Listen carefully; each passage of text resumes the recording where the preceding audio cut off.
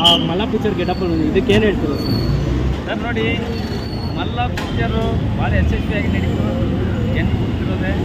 ಅದಕ್ಕಾಗಿ ಈ ಮಲ್ಲ ಡ್ರೆಸ್ಸನ್ನೇ ಸರಿ ತೋರಿಸ್ಬೇಕು ಅಂತ ನಾವು ಗದಗ ಜಿಲ್ಲೆಯಿಂದ ಬರ್ತಾಯಿದ್ವಿ.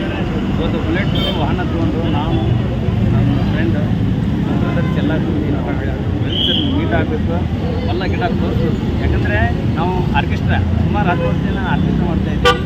ಜೂನಿಯರ್ ರವಿಚಂದ್ರನಾಗಿ ಕೆಲಸ ಮಾಡ್ತಾಯಿದ್ದೀವಿ. ತುಂಬ ಹೆಸರು ಕೊಟ್ಟಿದೆ. ಅದಕ್ಕೆ ಈ ಮಲ್ಲ ಗಿಡ ಸರಿ ತೋರಿಸಲೇಬೇಕು ಅಂತ ಜನರ ಅಭಿಪ್ರಾಯ ಇತ್ತು. ನಾನು ಪ್ರತಿ ನವಂಬರ್ಗೆ ಒಂದು ಗದಗ ಜಿಲ್ಲೆಯಲ್ಲಿ ಇದೇ ಗಿಡಪ್ನಲ್ಲಿ ಗದಗ ಜಿಲ್ಲೆಯಲ್ಲಿ ರೋಡ್ ಶೋ ಮಾಡ್ತೀನಿ.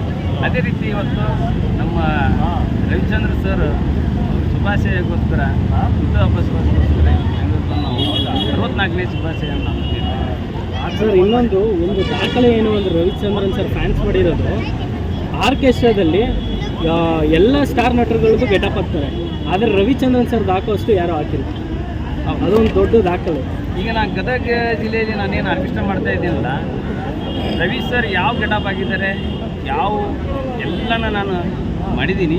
ಆಲ್ಮೋಸ್ಟ್ ಒಂದು 20-25 ಸಾಂಗು ನಾನು ಯೂಟ್ಯೂಬ್ ನೋಡ್ಬೋದು. ಗದಗ ಜೂನಿಯರ್ ರವಿಚಂದ್ರನ್ ಹೊಡೆದ್ರೆ ಮಲ್ಲ ಪಿಕ್ಚರ್ನಾಗೆ ಅವನ ಮಗ ಶಿವ ಆಗಿರ್ತಾನೆ.